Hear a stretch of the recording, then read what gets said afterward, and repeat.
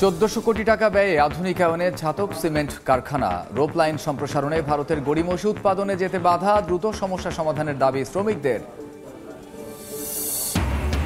সিলেটবাসীর কাছে রেল যেন এলিট শ্রেণীর বাহন, অনলাইনে শতভাগ বিক্রি হয়ে যাওয়ায় স্টেশনে মিলছে না টিকিট, শিগগিরই সংকট নিরসনের আশা কর্তৃপক্ষের।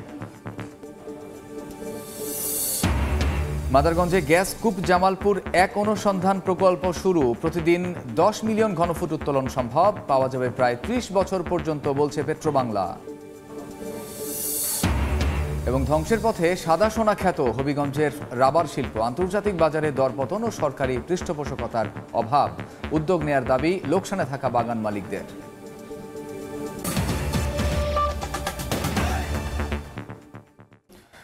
আমন্ত্রণ সময় সংবাদের নিয়মিত আয়োজন বিভাগীয় সময় থাকছে সপ্তাহের 7 দিন ভিন্ন ভিন্ন বিভাগের সংবাদ নিয়ে। আজ থাকছে সিলেট ও ময়মনসিংহ বিভাগ, সঙ্গে আছে আমি কামরুজ্জামান মামুন। 1400 কোটি টাকা ব্যয়ে আধুনিকায়নের কাজ শেষ পর্যায়ে সুনামগঞ্জের নবনির্মিত অত্যাধুনিক ছাতক সিমেন্ট কারখানা। এরই মধ্যে কারখানার 90% কাজ শেষ হয়েছে দেশের একমাত্র সরকারি এই সিমেন্ট কারখানার। তবে 5 কিলোমিটার রোপ লাইন সম্প্রসারণে ভারতের গড়িমসির কারণে উৎপাদনে যেতে পারছে না কারখানাটি। এতে বেকার হয়ে পড়েছেন শ্রমিকরা। দ্রুত সমস্যা সমাধানের দাবি তাদের। দিগেন সিংহের ছবিতে ইকরামুল কবিরের রিপোর্ট। 88 বছরের পুরানো এই কারখানাটি গত 1.5 যুগ ধরে লোকসানের মুখে পড়ে বন্ধ হয়ে যায়। সবশেষ 2003-04 অর্থ বছরে সর্বোচ্চ 1,80,820 মেট্রিক টন সিমেন্ট উৎপাদন হয় ছাতক সিমেন্ট কারখানায়। এরপর থেকেই কমতে শুরু করে কারখানাটির উৎপাদন। 2011-12 অর্থ বছরে লোকসানের মুখে পড়ে কারখানাটি।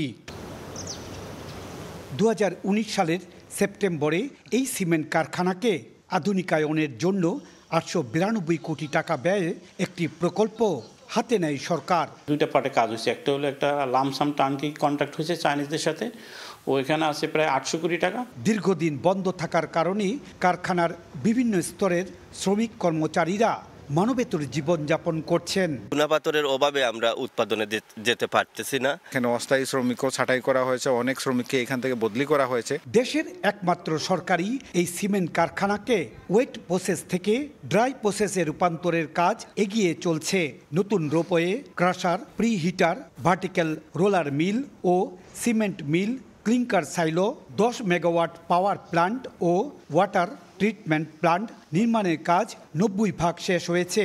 তবে 5 কিলোমিটার রূপলাইন সম্প্রসারণে ভারতের গড়িমসির কারণে উৎপাদনে যেতে পারছে না কারখানাটি।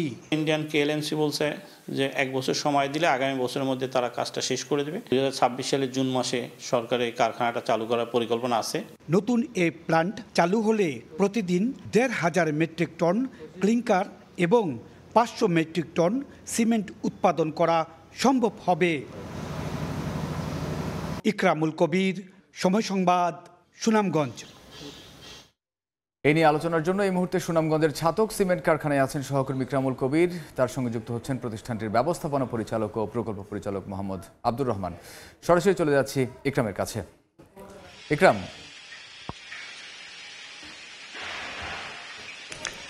ধন্যবাদ। 1937 সালে স্থাপিত ছাতক সিমেন্ট ফ্যাক্টরির এখন আধুনিকায়ন চলছে এবং দ্বিতীয় পর্যায়ে কাজ অনেক দূরে এগিয়ে গেছে, প্রায় শেষ পর্যায়ে। এই বিষয়ে কথা বলার জন্য আমার সাথে সংযুক্ত আছেন এই ফ্যাক্টরির ব্যবস্থাপনা পরিচালক এবং নতুন যে ফ্যাক্টরি হচ্ছে সেটির প্রকল্প পরিচালক মোহাম্মদ আব্দুর রহমান। মোহাম্মদ আব্দুর রহমান, আপনাকে স্বাগত জানাচ্ছি এবং ধন্যবাদ জানাচ্ছি আমার সাথে সংযুক্ত হওয়ার জন্য। আপনি আমাকে বলবেন, সর্বশেষ যদি বলি, সর্বশেষ কোনো সুসংবাদ আছে কিনা দেশবাসীর জন্য এই নতুন যে ফ্যাক্টরি হচ্ছে এটার? সর্বশেষ সুসংবাদ বলতে আমাদের মাননীয় সিনিয়র সচিব স্যার এবং চেয়ারম্যান স্যার সার্বক্ষণিক ভারতীয় প্রতিষ্ঠানের সাথে আমরা প্রতি সপ্তাহে সভা করে থাকি এবং সেই সভার শিডিউল অনুযায়ী আগামীকালকে আমাদের যে কেএলএমসি আছে তারা ভারত সিদ্ধার্থ সভার সাথে আলোচনা করবেন এবং জমির ব্যাপারে নিশ্চিত করেন। যদি জমি লিজ পেয়ে যায় তাহলে আমাদের কাজটা শুরু হবে। এটাই কারখানার বর্তমান লেটেস্ট অবস্থা। এই ফ্যাক্টরিতে উৎপাদিত সিমেন্ট প্রায় 25 বছর ধরে দেশের একমাত্র সিমেন্ট হিসেবে প্রতিষ্ঠিত ছিল। এখন যে সিমেন্টটি তৈরি হবে বা অত্যাধুনিকভাবে, সেই সিমেন্টের মান কেমন থাকবে, সেই আগের মতন থাকবে কিনা? হ্যাঁ, আমাদের সিমেন্ট গ্রেড সিম 1 ওপিসি, আমরা 100% ওপিসি তৈরি করব। আমাদের কোনো সিম 2 বা 3 গ্রেডের কোনো সিমেন্ট নাই। বাজারে যেই রেটের বিভিন্ন প্রতিষ্ঠানগুলো সিমেন্ট রয়েছে সেই সিমেন্টগুলো থেকে এই সাতক সিমেন্ট ফ্যাক্টরি যদিও সরকারি প্রতিষ্ঠান সেখানে কম হওয়ার কথা, সেই সাতক সিমেন্ট ফ্যাক্টরির যে নতুন সিমেন্টটা হবে সেটির দামটা কি অন্যান্য তুলনায় কি কম হবে কিনা? হ্যাঁ, অন্যান্য বাজারে যে সমস্ত সিমেন্ট আছে তাদের তুলনায় 2-3% কম দামই থাকবে আমাদেরটা ইনশাল্লাহ সামনেও। এই সিমেন্টের বিশেষত্ব কি? আপনি একজন চিফ ইঞ্জিনিয়ার, বিসিআইসির কেমিক্যাল সেক্টরে আপনি চিফ ইঞ্জিনিয়ার হিসেবে বলবেন যে এখান থেকে যে উৎপাদন করবেন আপনার সিমেন্ট আগামী 1 বছর পরে, সেই সিমেন্টের মানটা কেমন যদি বলতেন আপনি। আমাদের সিমেন্টের মান সিমেন্ট গ্রেড 1-এর ওপিসি। আমরা মূলত শুধুমাত্র ক্লিংকার এবং জিপসাম দিয়ে সিমেন্ট তৈরি করি, আমরা কোনো ফ্লাই অ্যাশ বা আদার কোনো এডিটিভ ইউজ করি না। এটাই আমাদের বিশেষত্ব। আমাদের সিমেন্ট অলওয়েজ বাজারের সেরা এবং বাজারের সেরাই থাকবে।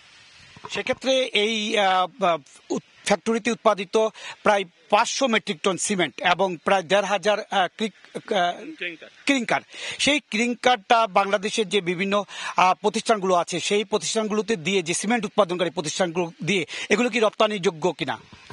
অ্যাকচুয়ালি রপ্তানিযোগ্য সিমেন্ট আমরা অবশ্যই মানসম্পন্ন তৈরি করবো, কিন্তু বাংলাদেশের যে চাহিদা আছে এটা বাংলাদেশই কনজিউম হবে। বাংলাদেশের সিমেন্ট রপ্তানি করার মতো অবস্থা থাকবে না। আমাদের দেশের ডলার সাশ্রয় হবে, বৈদেশিক মুদ্রা সাশ্রয় হবে, কারণ আমরা ক্লিংকার যোগান দেবো। যে ক্লিংকারটা এখন ইম্পোর্ট করে সেটা আমরা প্রতি দিনে 1000 টন যোগান দেবো।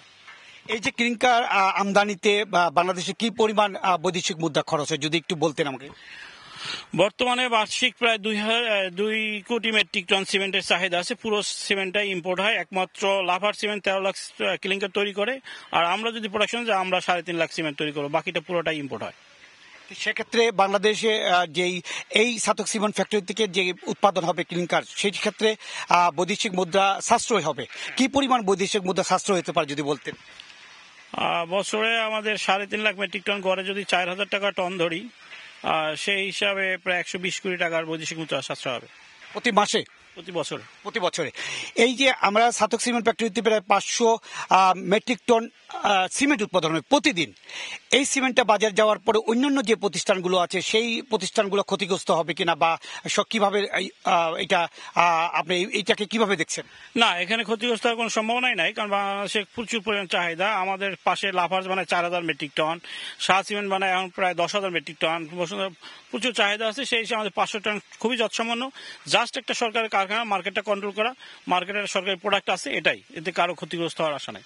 সেক্ষেত্রে সিমেন্ট কি আমদানি হয়ে থাকে কিনা, এবং সিমেন্ট যদি আমদানি হয়ে থাকে সেই পর্যায়ে আমাদের সিমেন্টগুলো উৎপাদন হবে কিনা? না, এই মুহূর্তে কোনো সিমেন্ট বাংলাদেশে অ্যাকচুয়ালি আমদানি হয় না, বরং আমাদের 7 সিস্টার কিছু সিমেন্ট রপ্তানি হয় প্রাইভেট কোম্পানিগুলো দ্বারা। সেই হিসেবে আমাদের কোনো সমস্যাই নাই, বাজারে আমাদের বাজারজাত সমস্যা হবে না ইনশাল্লাহ। ধন্যবাদ আপনাকে। শুনছিলেন এই সাতক সিমেন্ট ফ্যাক্টরির ব্যবস্থাপনা পরিচালক এবং নতুন যে সিমেন্ট ফ্যাক্টরি হচ্ছে সেটার প্রকল্প পরিচালক মোহাম্মদ আব্দুর রহমান আমাদেরকে জানাচ্ছিলেন এই সিমেন্ট ফ্যাক্টরির বিভিন্ন অগ্রগতি এবং দেশের সিমেন্ট সেক্টরের বিভিন্ন বিষয় নিয়ে। মোটামুটি এই ছিল সাতক সিমেন্ট ফ্যাক্টরির যে নতুনভাবে চালু হচ্ছে তার সবশেষ খবর। আমরা এতক্ষণ সরাসরি ছিলাম সুনামগঞ্জে, বিভাগীয় সময় আরও থাকছে। 3 বছরেও শেষ হয়নি ময়মনসিংহের পোড়াবাড়ি সেতুর নির্মাণ, মেয়াদ বাড়িয়ে এগিয়েছে 70 জমি অধিগ্রহণ জটিলতার অজুহাত। 22 বছর ধরে পরিত্যক্ত শেরপুরের কাঁটাখালী সেতু অনলাইনে শতভাগ বিক্রি হওয়ায় সিলেট অঞ্চলের স্টেশনগুলোতে গিয়ে মিলছে না টিকিট। কথিত ভিআইপিদের নামে টিকিট ব্লকের অভিযোগ বিস্তর। এতে সাধারণ মানুষ হচ্ছেন বঞ্চিত। মেইল ট্রেনই শেষ ভরসা হলেও দিনে একটি মাত্র ট্রেন কখন আসে আর কখন ছাড়ে তাও বলতে পারেন না কেউ। কর্তৃপক্ষের অভিযোগ অস্বীকার করে বলছে, সমস্যা আর সংকটের ব্যাপারে জানে ওপর মহল, শিগগিরই মিলবে সুরাহা। আমিনুল ইসলামের রিপোর্ট, ছবি তুলেছেন নৌশাদ আহমদ চৌধুরী।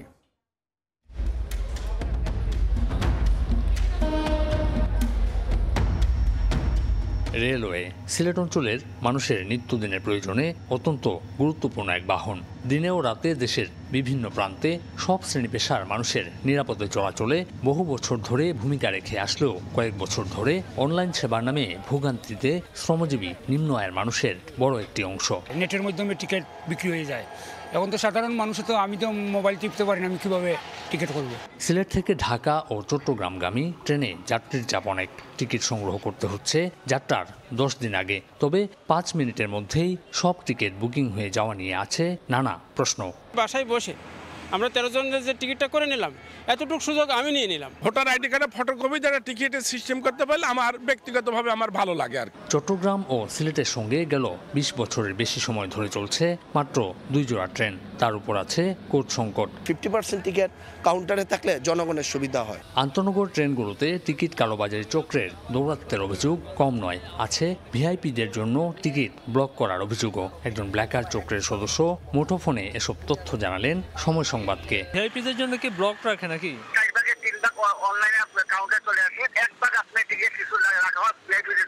তবে টিকিট ব্লকের বিষয়টি অস্বীকার করে নানা সংকট ও সমস্যার বিষয়কে সামনে আনলেন রেলওয়ের এই কর্মকর্তা। বললেন শিগগিরই মিলবে সুরাহা। ট্রেনের ভিতরে পর্যাপ্ত চেকিং করতাম, এনআইডির সাথে মিল নিতে পারে, কিন্তু আমাদের পর্যাপ্ত টিটি নাই। সিলেট অঞ্চলে রেলওয়ের কুশিয়ারা ও জালালাবাদ মেল এক্সপ্রেস বন্ধ, আর ঢাকা সিলেট রুটে 4 জোড়া আন্তনগর এক্সপ্রেস ট্রেন চলাচল করছে। নানা ভোগান্তি এবং সংকট কাটিয়ে উঠতে পারলে এই রেলওয়ে হয়ে উঠবে সবচেয়ে সুবিধাজনক বাহন। আমিনুল ইসলাম, সময় সংবাদ, সিলেট। জুলাই বিপ্লবে গণহত্যাকারীদের গ্রেফতার ও বিচারের দাবিতে ময়মনসিংহে বিক্ষোভ মিছিল করেছে বিএনপি। দুপুরে নগরের রেলওয়ে কৃষ্ণচূড়া চত্বর থেকে মিছিল বের করে জেলা দক্ষিণ বিএনপি। পরে গুরুত্বপূর্ণ সড়ক প্রদক্ষিণ করে বিভাগীয় কমিশনারের কার্যালয়ের সামনে গিয়ে মিছিলটি শেষ হয়। এ সময় দলটির সহযোগী সংগঠনের নেতাকর্মীরাও যোগ দেন। মিছিল শেষে বিভাগীয় কমিশনারের মাধ্যমে স্বরাষ্ট্র উপদেষ্টা বরাবর স্মারকলিপি দেওয়া হয়। আগামী 15 দিনের মধ্যে তাদের গ্রেফতার করা না হলে বৃহৎ কর্মসূচির হুঁশিয়ারি দেন নেতারা।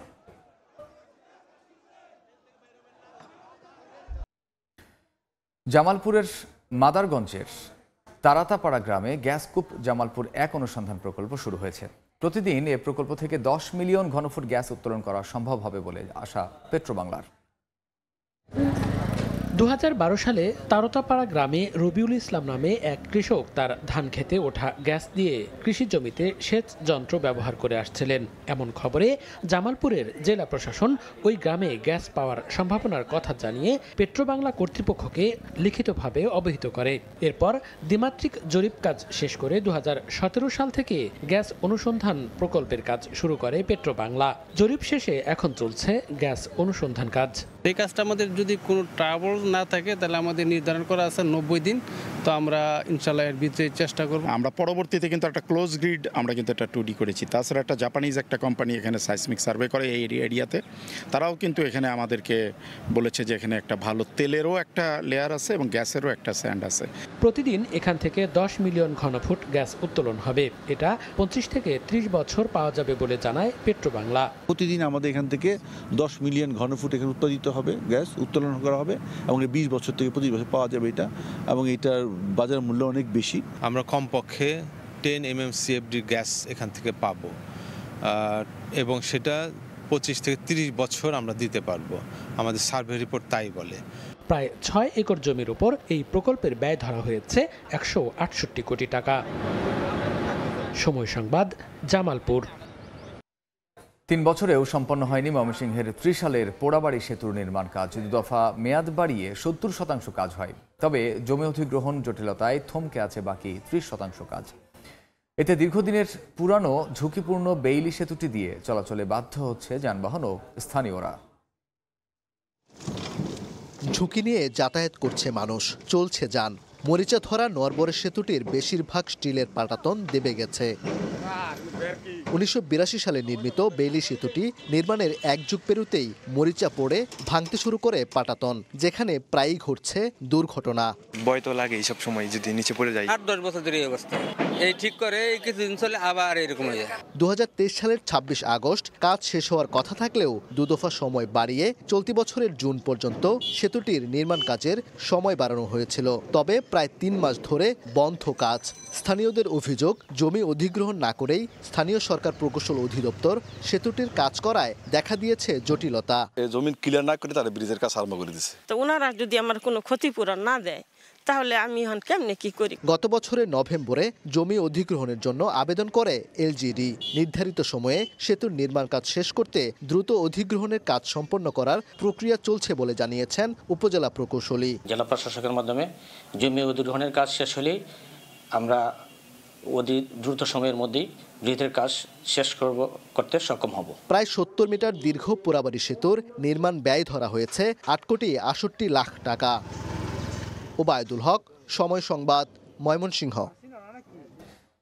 নেই অ্যাপ্রোচ সড়ক ও সংযোগ সড়ক। নির্মাণের পর ২২ বছর ধরে পরিত্যক্ত অবস্থায় পড়ে আছে শেরপুরের কাঁটাখালী ব্রিজ। এতে যাতায়াতে চরম বিপাকে এলাকাবাসী। রাজনৈতিক প্রতিহিংসায় সড়ক ও ব্রিজটি মেরামতে কোনো উদ্যোগ নেয়নি বলে অভিযোগ স্থানীয়দের। দ্রুত সময়ের মধ্যে অ্যাপ্রোচ সহ সম্পূর্ণ সড়কটি মেরামত করে যানবাহন চলাচলের উপযোগী করে তোলার দাবি তাদের। এদিকে ব্রিজটি পরিত্যক্ত থাকায় স্থানীয় কৃষক তাদের উৎপাদিত পণ্য পরিবহনে বাধাগ্রস্ত হয়। তবে স্বল্প সময়ের মধ্যে অ্যাপ্রোচ সড়ক সহ ব্রিজটি চলাচলের উপযোগী করার আশ্বাস এলজিইডির।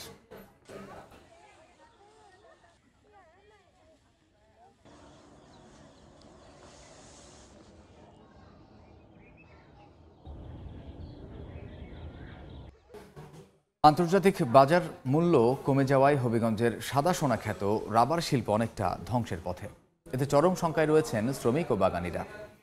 বাগান থেকে অবৈধভাবে বালু উত্তোলন, দুর্নীতিবাজ কর্মকর্তা কর্মচারীর যোগসাজশে রাবার পাচার, শ্রমিকদের ন্যায্য মজুরির না দেয়া, আবাসন ও জনবল সংকট সহ নানা সমস্যাকে দায়ী করছেন এই শিল্পের সঙ্গে জড়িতরা। বাগান মালিকদের অভিযোগ, শিল্প পণ্য হিসেবে ব্যবহৃত রাবারে ভ্যাট দিতে হচ্ছে 15%। এতে লোকসানের মুখে তারা।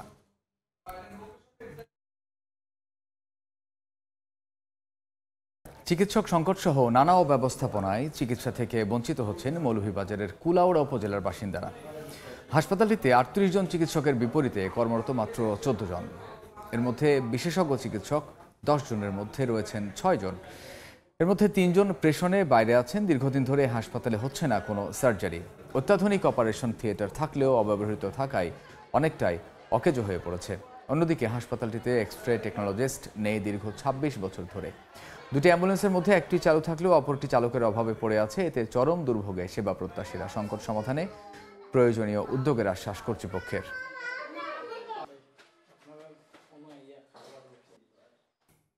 এবার জেনে নেব সিলেট ও ময়মনসিংহ বিভাগের গত সপ্তাহের আলোচিত ঘটনা।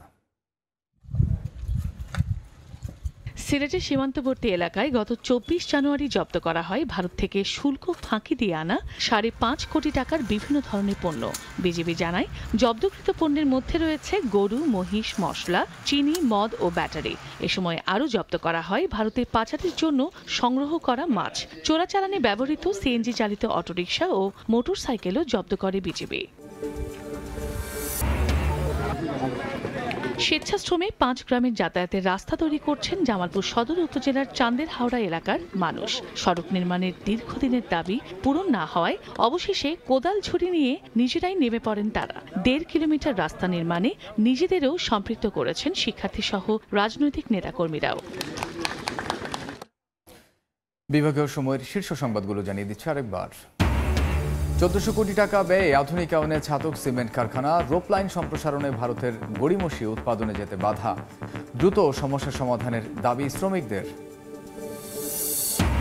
সিলেটবাসীর কাছে রেল যেন এলিট শ্রেণীর বাহন। অনলাইনে শতভাগ বিক্রি হয়ে যাওয়ায় স্টেশনে মিলছে না টিকিট। শিগগিরই সংকট নিরসনের আশা কর্তৃপক্ষের।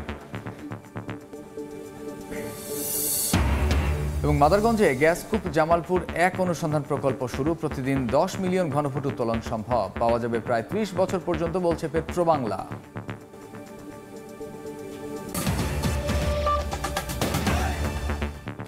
এই ছিল বিভাগীয় সময়। আগামীকাল থাকবো বরিশাল বিভাগের আয়োজন নিয়ে। সঙ্গে থাকুন সময়ের।